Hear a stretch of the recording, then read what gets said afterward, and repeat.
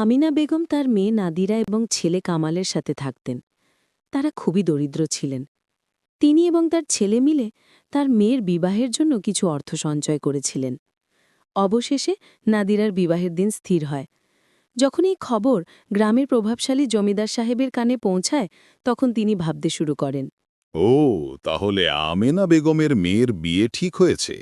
আমেনা বেগম তো খুব আত্মসম্মানবোধ সম্পন্ন মহিলা। গ্রামের সকলেই আমার কাছ থেকে ঋণ নিয়েছে, কিন্তু এই একজন নারী আজ পর্যন্ত আমার কাছে টাকা ধার চাইতে আসেনি।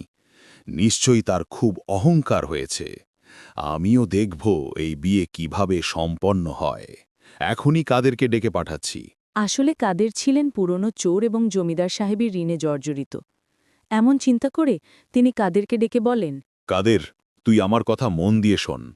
বলুন মালিক। খোঁজ নিয়ে দেখতো আমেনা বেগম তার মেয়ের বিয়ের জন্য যে টাকা সঞ্চয় করিয়েছেন সেগুলো কোথায় রেখেছেন। তুই গিয়ে সেগুলো চুরি করে নিয়ে আস আমার কাছে।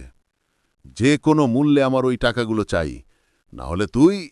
জি মালিক, এখনই খবর নিচ্ছি। শোন, তুই কোনো কাজ ছাড়া ফিরে আসবি না।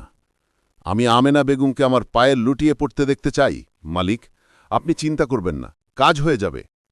এরপর কাদের রাতে আমেনা বেগমের বাড়িতে চুরি করার জন্য রওনা হয়।